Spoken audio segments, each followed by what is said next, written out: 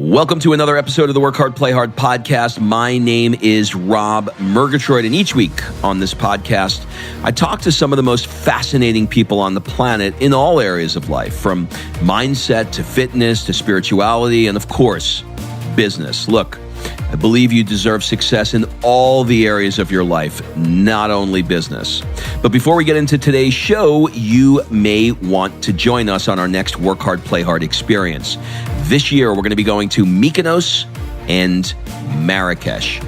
In these experiences, I have hand-selected a group of high-performing business people who are seeking more balance, connection, and they want to celebrate their wins as a reward for the hard work that they put in. If you want someone to curate once-in-a-lifetime experiences and force you to play more, rush over to workhardplayhardexperience.com. Fill out an application so we can jump on a discovery call to see if this is a good fit for you. And remember, excuses are over. It's time to live. In the military, there were actual leaders that had been there that had done that. They had experience. They wanted you to succeed. They didn't just want to be heard and want you to respect them. They wanted you to be the hero of the story. And that really resonated with me. And so a lot of guys join the military thinking, I'm going to go kill bad guys. I'm going to go kill people and shoot people. I think that's the opposite mindset in the Special Forces. I think the mindset is, I'm going to help people. You can only look forward and you can't look behind. Like, you don't have time, because you have that next mission and it's coming up. And you've just got to reset your mind and focus on the task at hand. Hey everyone, welcome to another episode of the Work Hard, Play Hard show. Today on the show is Jason Van Camp. I wanted to have Jason on the show because he has such a fascinating background that honestly we can all learn from. So he was recruited to West Point, then worked in Special Forces, then got his MBA. He knows what he's talking about when it comes to leadership and helping people. And now he's helping the New York Jets reach pinnacle levels. So we covered a lot of ground in this episode, like how to mentally deal with war, what lessons translate into civilian life, and a lot of other things that you're going to find very, very actionable in your life. So please enjoy this conversation with Jason Van Camp.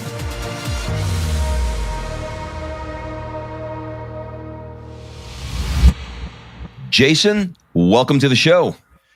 Thank you for having me. It's a pleasure to be here. I am super excited to have you here. I had the pleasure of having your friend Kevin Fleich do a keynote for one of my private mastermind groups, and he said, you got to have Jason on the show. So if he said I got to do it, and you guys are military people, I'm going to do it because you carry guns.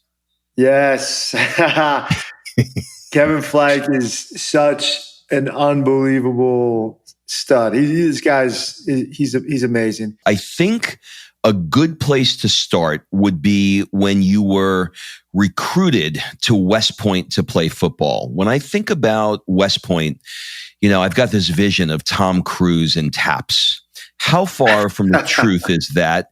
And why West Point? Why did you do that? Why'd you choose that? Yeah, so it wasn't something that I grew up wanting to do. It wasn't like my lifelong dream or vision or anything like that. I guess when I was in high school, my history teacher was sort of like pretty cool guy, and I really enjoyed history. It's one of my favorite classes. And he just kind of asked the group, like, hey, what are you guys going to do after you graduate from high school?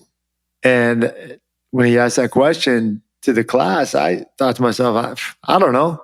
I have no idea. I haven't even given that 1 second of thought. And I looked around the room and everybody had their hands raised, and the teacher went by individually one by one, and people were like, I'm going to go to Ohio State University. I'm going to study mechanical engineering, and then I'm going to do this. And I was just like, man, my mind is blown. Like, you have your path already set. You already know what you want to do. Like, I'm going to go to Virginia Tech. I'm going to go to the University of Virginia. I'm going to go to all this stuff. And shoot, like I didn't even know what mechanical engineering was when I was in high school. I was like, what is that? And so it kind of inspired me a little bit. It kind of scared me. And I said, I have to get my stuff together. And I thought, what do I love doing? And I looked at playing sports as an opportunity to go to college and potentially even get a scholarship. And I started really focusing on that. And I started playing football and lacrosse and track and field and everything. And I was really good at all three sports, but particularly in football. I was the captain of the team and everything. And my junior year, we nearly won state. We came really close. And I started getting college recruiters sending me letters and calling me and so forth. And I thought, well, here it comes. I'm going to play legit Division I football. I'm going to go to Florida State. I'm going to go to USC. This is my path. And my senior year came, and I played really well. We didn't have a great season that year. We had lost a lot of players from the year before. Kind of disappointing, but it is what it is. And a lot of these recruiters started coming by again, and they were like, wow, we thought you were a lot bigger, like you're a middle linebacker and you're only 6 foot, 190 pounds, like we're kind of looking for bigger guys. And I was really disappointed. And a lot of the big schools that I thought were going to recruit me ended up not recruiting me at all. So the West Point recruiter, he was very, very aggressive. The guy's name was Greg Gregory. He called me all the time. He came to my house. He had dinner with my family. He was just really aggressive. And he kind of planted the seed in my mind that I could go to West Point and I could play football there, and then I could be a military guy. In what ways did West Point differ from you than the Army? Yeah, so I found that my West Point experience was the complete opposite of my military experience, my experience in the Army. And I think when I first went to West Point, I was, just 18 years old. I was pretty immature. I hadn't experienced the world yet. I had no idea what I was getting myself into. I hadn't had any background whatsoever in the military.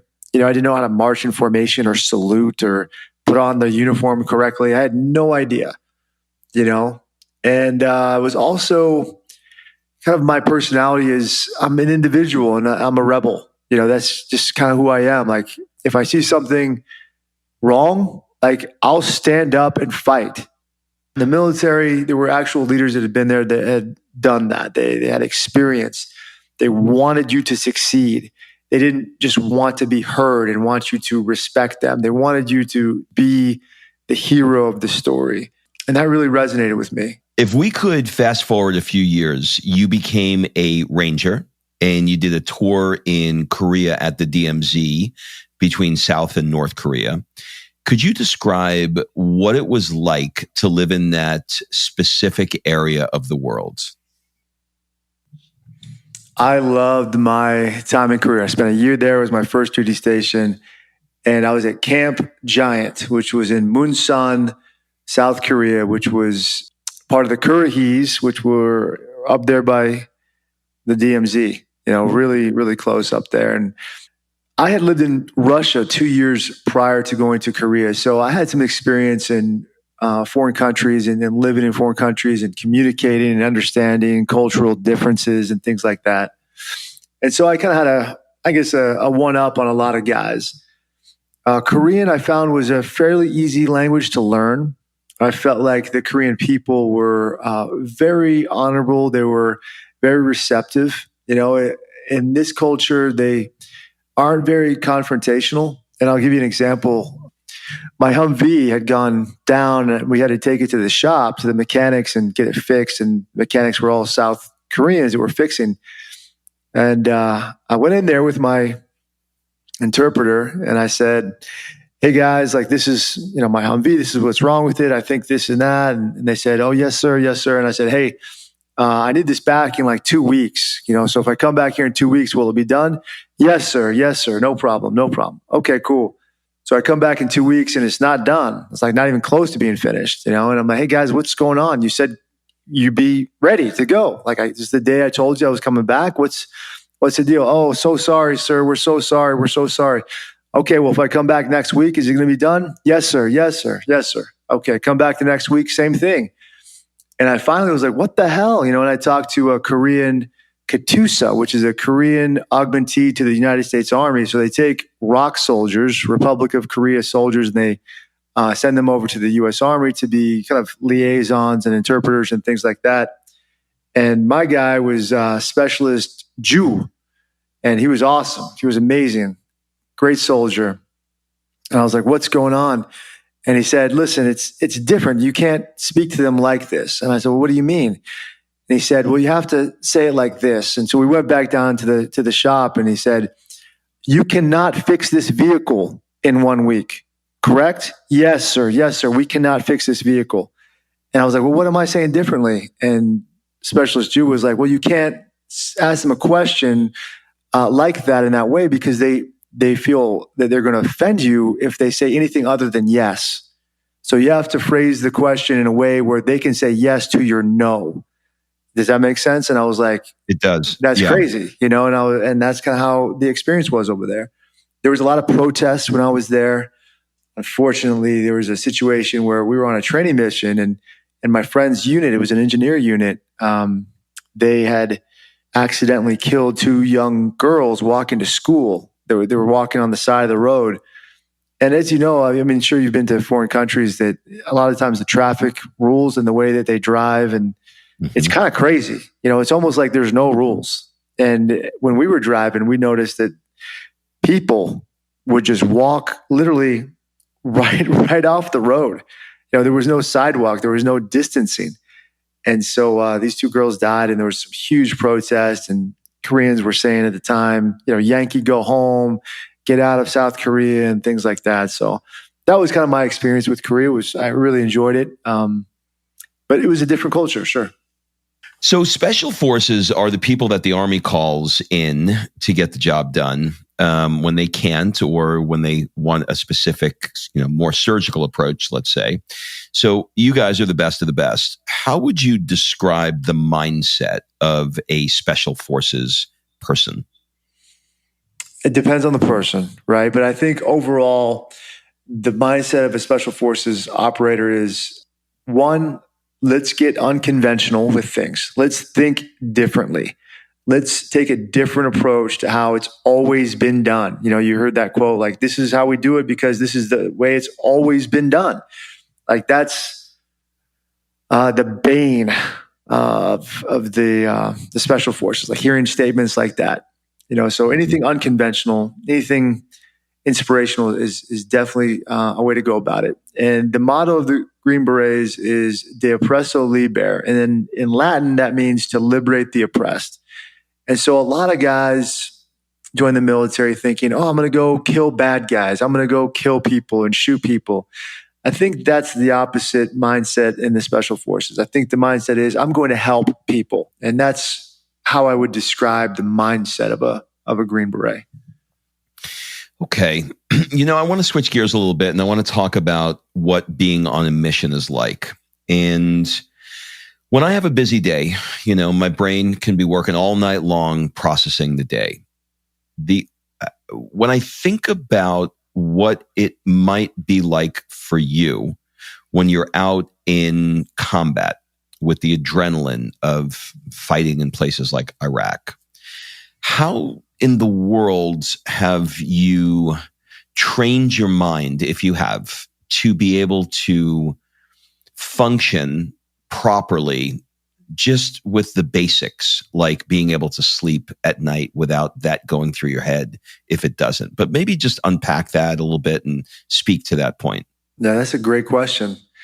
And I think it's a hard skill to master, and I find myself living in a way right now where I'm like, why is it so difficult for my wife, when my kids wake up in the night like 5 or 6 times, and she, like, in the morning, she's like, oh my God, I can't sleep. I need to sleep. How are you doing this? And I'm just like, well, I guess I'm used to it. I guess I've gone through this and I've had this experience. So it's not like super difficult. It's not enjoyable, but it's not, it's not going to crush my spirit or my soul. Like, I'll get through this. And I think it's that mindset of just understanding that you can only look forward and you can't look behind. Like you don't have time, right? You just don't have the time to sit and think and contemplate about everything that went poorly, because you have that next mission and it's coming up and you've just got to reset your mind and focus on the task at hand. And some guys are really good at it and some guys aren't. And the guys that aren't, they learn it pretty quickly. What I found in the special forces when I was on missions, when I was in combat, no matter what happened, like I really didn't lose sleep. Even when, like, for example, we went on a mission, it was the toughest one I've ever been on. It was August 15th, 2007. And we were up against like an Al Qaeda battalion and we killed 9 guys, captured 14 guys. My team sergeant was shot and he's okay. And we medevaced him and he didn't return to combat. And my 18 Charlie, my engineer sergeant, he was shot in the head. And I was the first to get to him. And I held his head together with my hands, and ultimately he passed away on the bird to the trauma facility in country. And my mind was racing, man, like after that mission. And I just felt terrible because I was the commander and anything you do or fail to do as a commander is your responsibility. And it's kind of like this death is on my hands. This is on me, and I just thought, the guys are dependent on me. We've got to continue going through this deployment. We've got to continue fighting because if I lose my focus, then more guys will get killed, and I owe it to them. They are counting on me to step up. And I didn't know how I was going to sleep that night, but I slept pretty well, and I think that's just kind of who I am as a person, just internally, like understanding that, I guess, having that confidence that you're doing the absolute best you can and you can control what you can control, having that faith also in a religion, like in your God, that things happen for a reason, and I think also in the special forces, there's a certain mindset that it's not, we don't train until we get it right. We train until we can't get it wrong, and so that's I think a big component of that. Okay. After you left the Army, you went on to get your MBA at Brigham Young. In what ways do you think your Army training helped you in the world of entrepreneurship? And maybe in what ways do you think it didn't? In the military, communication is vital. And so we communicate very quickly, rapidly with each other. If I send you an email, for example, like, by God, you're going to get back to me within 24 hours, or there's a significant problem, like there's something going on. In the civilian world, that's not the case. Like, you send an email, sometimes it takes 2 days, 3 days, a week, 2 weeks, sometimes 3 weeks to get back to me. It doesn't mean that someone's blowing me off or disrespecting me or, they're not interested. It just means that they're busy, and that's sometimes how long it takes somebody to get back to you. And so I've seen a lot of military guys, especially special forces guys, saying, I sent him an email 2 days ago. I haven't received a response yet. He's not interested. No, that's not the case. You know what I mean? Like, just wait, just be patient. He'll get back to you.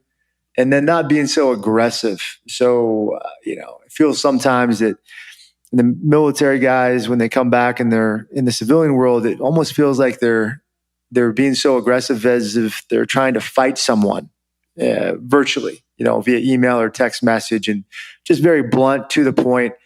And I've learned to put a lot of fluff in my communication, some exclamation marks, to show you that you're excited, and a lot of thank yous and a lot of,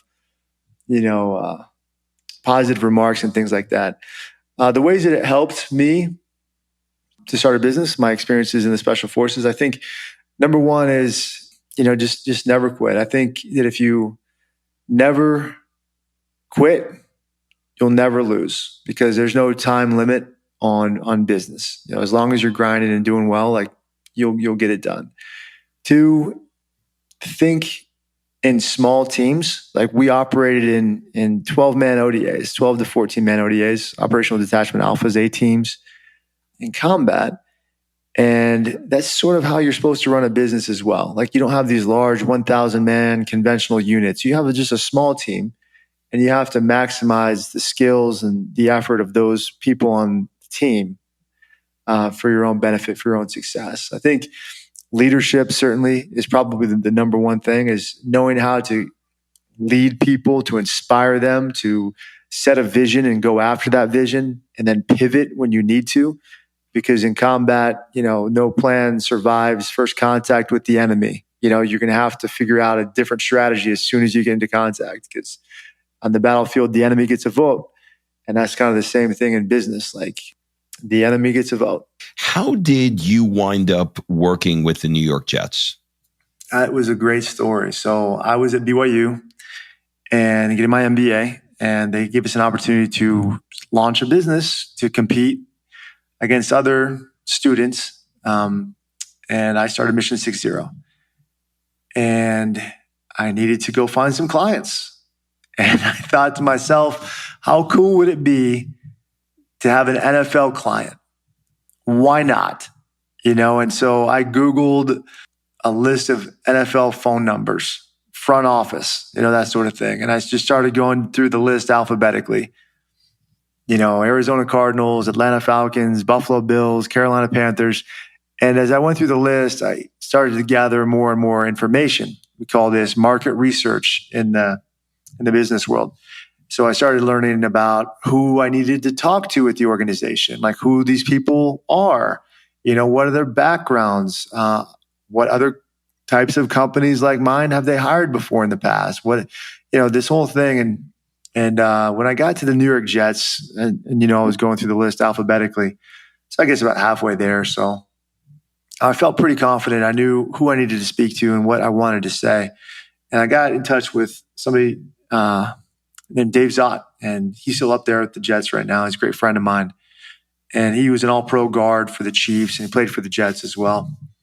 And just told him what I was all about, what I believed in, what our company did. I was very honest about, we haven't worked with anybody before.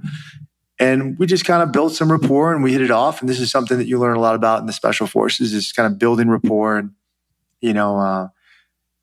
getting led into the G base, the guerrilla base, and Dave said, Jason, here's the thing, man. I like you. I'm not going to hire you. And our company, our team's not going to hire you as well. Our organization is going to say no, just so you know. But we're going to give you a shot to kind of practice and, come up to our facility in Florham Park, and you have to pay for your own flights and hotels and everything else. And we'll give you a chance. You can pitch to the head coach and the GM and some of the coaches, and we'll see how it goes. And I said, absolutely, Dave. Thank you so much. I appreciate the opportunity. I'll see you there. And so I called my team and I told them what was going on. They were fired up. And I just said to them, I said, listen, we're going up there and we're winning this contract. That's it. No excuses. There's no win but or win if. There's just winning. We're going to win this contract. I was just so confident. I knew it was going to happen. So we went up there, and on the way to the compound, to the facility, it was raining out. It was cold. February, early February. Our rental car got a flat tire. And so we're out on the highway changing this flat tire in the pouring rain.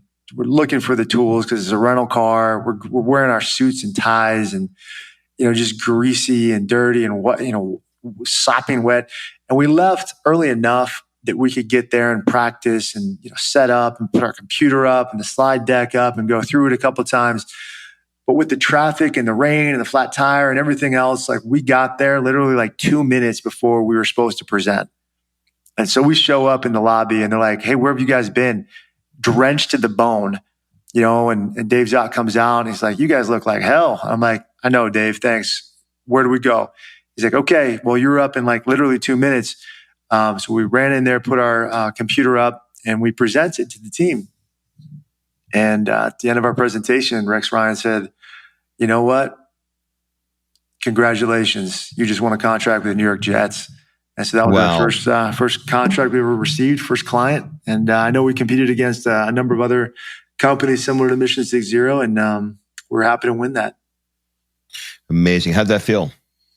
That was one of the greatest feelings I've ever had, to be honest with you. Like, knowing that we landed that client right out of the gate, starting a business, it kind of validated a lot of my confidence. And it was just fun to celebrate with my team. That's what excited me the most, to like look into the faces of the guys on the team and say, hey, we got this contract. we don't know what we're doing. We said we were going to do a lot of things. Now let's actually do those things. Let's figure this out. And that was really fun.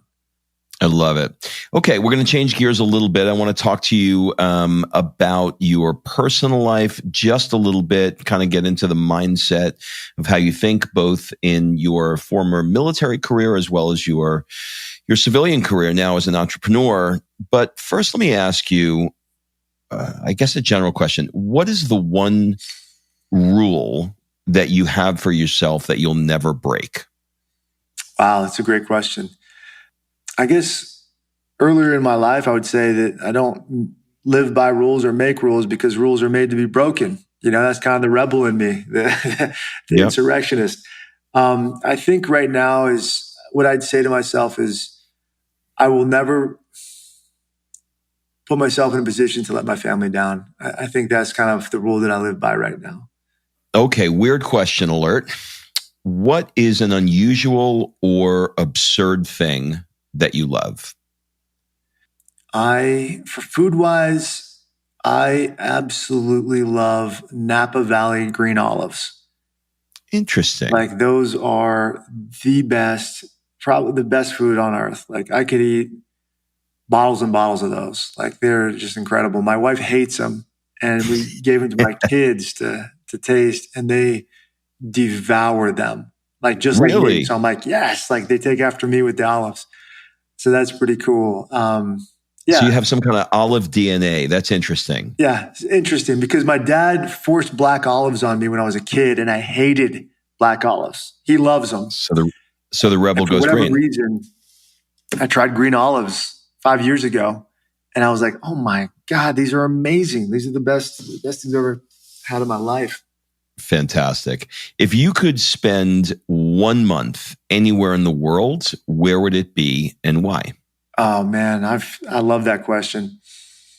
I've traveled all over the world. I've been on every continent except for Antarctica, and I'm planning to do that next year with James Lawrence. He's the Iron Cowboy. He's 50 Ironman races in 50 consecutive days in all 50 states, and he's going to do an Ironman down in Antarctica. And I'm going to go down there with him and run with him if everything works out, and I'm sure it will. But if I were to go anywhere and spend 1 month, 2 places I have in mind I've never been before in my life that I've always wanted to go. One is Rome, a huge Roman history fan. I've been to Italy several times, but I've never been to Rome. And then second is Israel. Never been to Israel. And so if I had to choose, you got to spend 1 month somewhere, I would go to Israel. I would absolutely forego all the canned tourism, and I would just go native and just live and learn and just walk and just see places and go places and just have that 1 month Israel experience. I think that would be incredible. That's great. I just did that last year. It was great. It was great. We did Tel Aviv and Jerusalem. It was really life-changing. So you'll love it when you get there. Awesome. Yep. If you can only go to one restaurant before you die, where would your last meal be? Oh, wow. A couple of things. Like if it were a fast food restaurant, it would probably be Five Guys. Great. I love Five Guys burgers, but Five Guys started, the first ever restaurant was in Virginia, right by my house. And my dad and I used to go there to the first restaurant. And we used to think, oh, this is such a hidden gem. When people come into town, we'll take them to Five Guys. This is our restaurant. And then it franchised out and exploded. And it was kind of awesome to see that happen.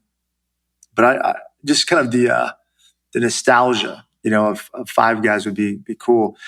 I recently had a steak. It was like a $60 steak at Christopher's Prime Steakhouse in Salt Lake City. And I know they have franchises as well. But if you were to say, Jason, you're dying tomorrow, you got one last meal, I would get a steak from Christopher's Prime. And then on the way home, I'd get a Five Guys burger. If you're going out well. Going meat. Okay. Maybe I'm a meat eater, right? I see that. Okay. Are there any particular routines or tools or anything that you use to rejuvenate or decompress yourself? You've got a very busy schedule, wife, children, etc. What have you built into your schedule to help recharge the batteries? Yeah, that's a great question. Funny enough, growing up, I played some video games, and the video game that I enjoyed the most was Madden football. And so I played that quite a bit until I went to the Army, to the military, and I kind of stopped playing it because I just didn't have the time and everything. But my wife bought me an Xbox like 6 years ago. And one of the games that she got for me was Star Wars Battlefront. And I started playing that, and I'm terrible at those shooter games. Like, it's like people would think like, oh, you're a Green Beret, you're good at like Call of Duty and things like that. Like when I'm on playing the computer games, like my rifle's going all up and down. I can't focus. I can't, it's like, it's terrible. And it was a cold winter, and for whatever reason, I just started playing that game, and I used to play it so much. And I quit it, and I said, listen, I play this game way too much. So I stopped playing video games entirely. I haven't played a game in like 4.5 years, but I said to myself, once all my businesses are successful and I've exited and I've made money and I can relax again, I'm going to play Star Wars Battlefront again because I enjoyed it so much. But kind of growing up in my household, we watched a lot of TV. The TV was kind of always on. And it was soothing, it was comforting. And being single in the military for as long as I was, and I got married when I was 40 years old, when you're coming back to your house or your apartment or whatever, it's lonely. It's a lonely life. Even when you go back to your CHU or your barracks room or wherever you're staying in combat, it's pretty lonely, and what I've kind of grown accustomed to is just turning on the TV and just letting it kind of soothe and comfort me, almost like hypnosis.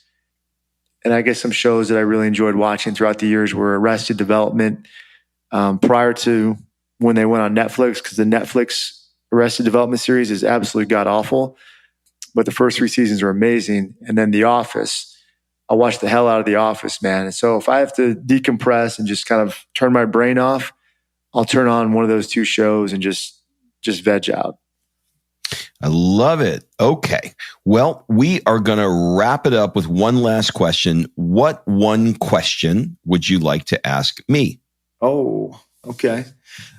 Well, that's a great turnaround. This has been a lot of fun. Thanks for having me on the show. I want to ask you this. Why do you do what you do? Because as entrepreneurs who largely are the demographic that listen to the show, they spend so much of their time trying to work hard. Many of them create an exit. And when I interview people who've had an exit, they say, I wish I didn't work. So I wish I didn't work as hard.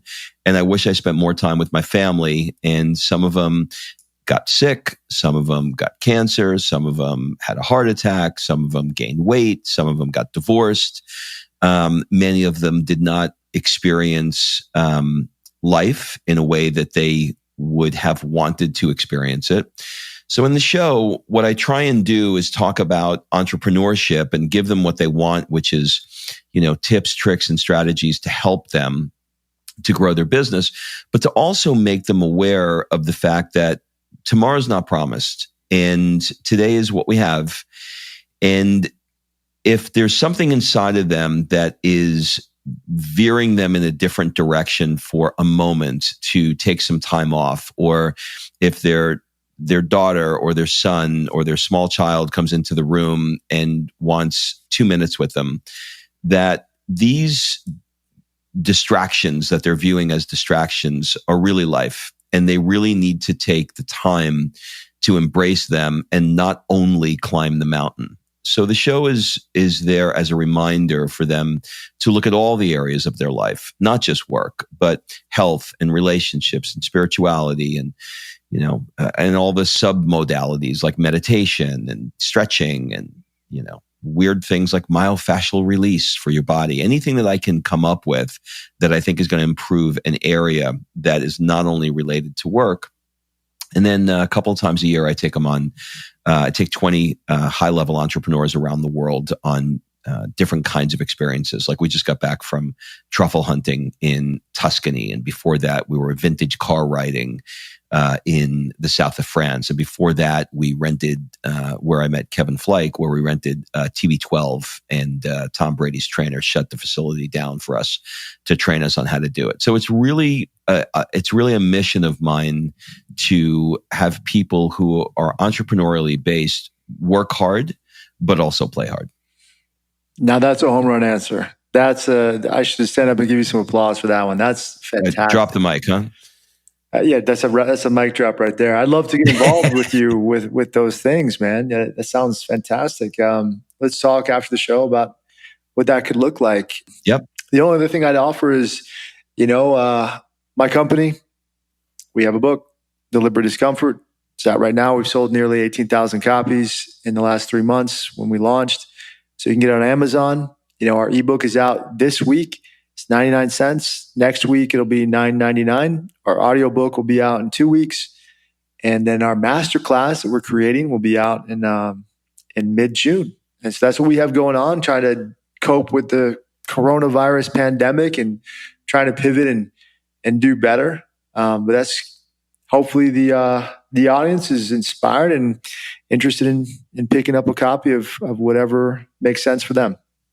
I'd love that. If you could send me the links to all of those, we'll make sure that we link everything up in the show notes so that they can click right over to it. Will do. Thanks, Rob. Appreciate that. Okay. All right, brother. Thank you so much. That was an awesome interview. All right. Thanks for listening. If you love this episode and you know someone that needs some help in either stepping up their work hard game or their play hard game, it would mean the world to me if you shared this podcast with them to help me get this movement out there. So if you like what you heard, head on over to iTunes, take 30 seconds and leave me a 5-star review, and I will be forever grateful. So until the next episode, excuses are over. It's time to live.